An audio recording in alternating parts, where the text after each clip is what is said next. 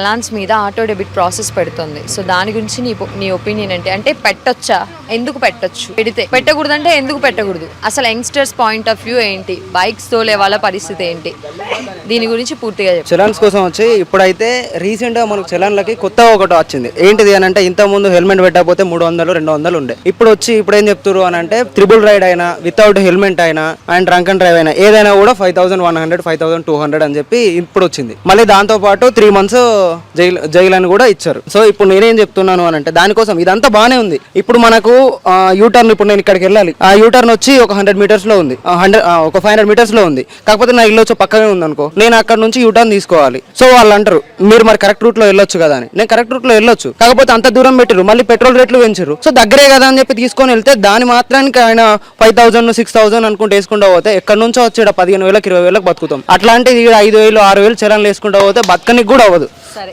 అలా మాట్లాడుకుంటే నువ్వు నీ స్వలాభిమానం కోసం, నీ సొంత పని కోసం నువ్వు పోతా ఉంటావు. నీ కారణంగా వచ్చే ఆ 100 meters గ్యాప్ లో ఎవరో ఒకరికి వచ్చి వాళ్ళని తాకడమో నువ్వు వాళ్ళని తాకడం వల్ల ఏదో చిన్న యాక్సిడెంట్ జరిగింది, దానికి బాధ్యత వహించేది ఎవరు?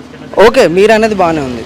చలాన్ విషయానికి వస్తే వాళ్ళ తరపున వాళ్ళు మన కోసమే ఆలోచించి ఇవన్నీ చెప్తారు. ఇట్లా చలాన్లు పెంచినా కూడా ఇట్లనైనా కరెక్ట్గా వెళ్తారు, ప్రాపర్గా ఉంటారు అని చెప్పి వాళ్ళు చెప్తారు. కాకపోతే నేనేమంటున్నానంటే అంతవరకు పెట్టడం కానీ మళ్ళీ వచ్చి ఆటో డెబిట్ ప్రాసెస్ కానీ ఇది మాత్రం కరెక్ట్ కాదని నేను అంటాను. అండ్ ఇంకొక పాయింట్, ఇఫ్ చాలా మంది ఒక పాయింట్ రైజ్ చేస్తా ఉన్నారు, అట్లా ఆటో డెబిట్ ప్రాసెస్ పెడితే రోడ్లన్నీ చక్కగా ఉన్నాయా, మేము చక్కగా పోనీకని కూడా కొందరు వ్యక్తులు వ్యంగ్యంగా మాట్లాడుతున్నారు. అండ్ సమ్ టైమ్స్ అది కూడా పాయింట్, బికాస్ రోడ్స్ అన్ని కూడా విచ్ వైస్ మనం ఇక్కడ చూస్తే అసలు నాకు తెలిసి ఇక్కడ ఈ ఏరియాలో జిహెచ్ఎంసీ పర్యటించట్లేదేమో, పొద్దునే వచ్చి వర్క్ చేసుకొని పోనీకి కూడా. సో ఇలాంటి ఒక పాయింట్ రేజ్ చేయొచ్చా? చేయొచ్చు, 100% చేయొచ్చు. ఎందుకంటే ఎక్కడ కూడా సరిగ్గా రోడ్లు లేవు, ఎక్కడ కూడా ప్రాపర్ గా ఏమీ లేవు. ఇప్పుడు నార్మల్ గా ఏంది అని అంటే ఇప్పుడు బస్ లో కూడా ఇప్పుడు ఫ్రీ బస్ పెట్టిన దగ్గర నుంచి మనకి ఇంత ముందు బస్ లో నార్మల్ గా ఎట్లా ఉండేది అని అంటే ఫ్రీ బస్ పెట్టే ముందు వెళ్ళేటోళ్ళు, కాకపోతే ఇప్పుడు మనం త్రిబుల్ రైడ్ పోతున్నాము అంటే పట్టి 5-6 వేలు చలాన్లు వేస్తారు. కాకపోతే బస్సులో 40 మంది వెళ్లాల్సింది 60 మంది పోతారు. మరి బస్సుని ఎందుకు కాపాడగరు,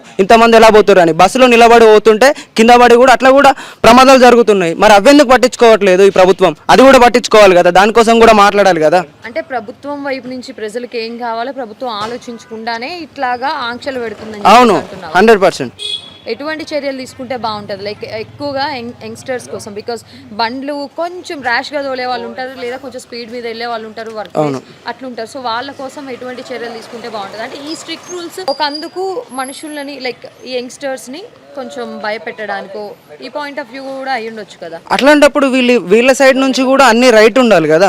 మన సైడ్ ఒకటి రాంగ్ చూపిస్తారు అని అంటే ప్రభుత్వం వైపు కూడా అన్ని వేలు కూడా కరెక్ట్ ఉండాలి. ఆ రోడ్లు కావచ్చు, లైక్ ఏదైనా ప్రతి ఒక్కటి కరెక్ట్ ఉండాలి కదా. వాళ్ళ సైడ్ అన్ని ప్రాపర్ గా ఉన్నప్పుడు మన సైడ్ ఉంచాలి కదా, అంతే కదా. ఇప్పుడు చిన్న రోడ్లలో కూడా నార్మల్ గా ఒక చిన్న రోడ్ ని టూ వేస్ పెడితే అక్కడ ట్రాఫిక్ జామ్ అవుతుంది ఫుల్ గా.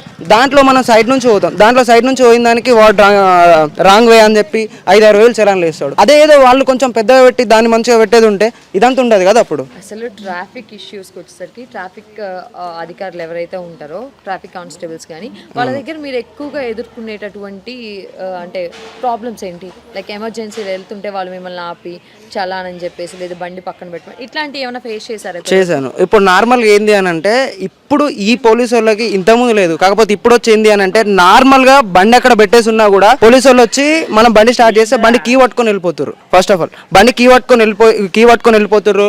బండి పక్కకు పెట్టినా కూడా నార్మల్ గా చలాన్ వేస్తారు. నా పార్కింగ్ లో నేను పెడితే నాకే చలాన్ వేసారు, నా పార్కింగ్ లో పెట్టుకుంటున్నాయి. ఏవి వ్యాలిడ్ రీజన్స్ అని అనిపించలేదు వాళ్ళు వేసిన చలాన్స్ లో? మీకు ఏ ఒక్కటి కూడా కాదు, నా దాంట్లో ఉన్నాయి. అయితే ఎందుకు మీరంతా కరెక్ట్ వెళ్తారా? పర్ఫెక్ట్ గా అని కాదు, కాకపోతే నార్మల్ గా నేను ఇక్కడ బండి ఆపుకొని పెడితే ఆయన వచ్చి ఫోటో కొట్టిండు.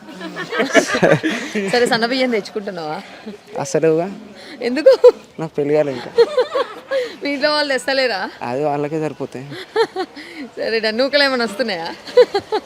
అప్పుడు వచ్చేటి మా నాన్నమ్మ వాళ్ళు ఉన్నప్పుడు, ఇప్పుడు వస్తలే ఇంకా.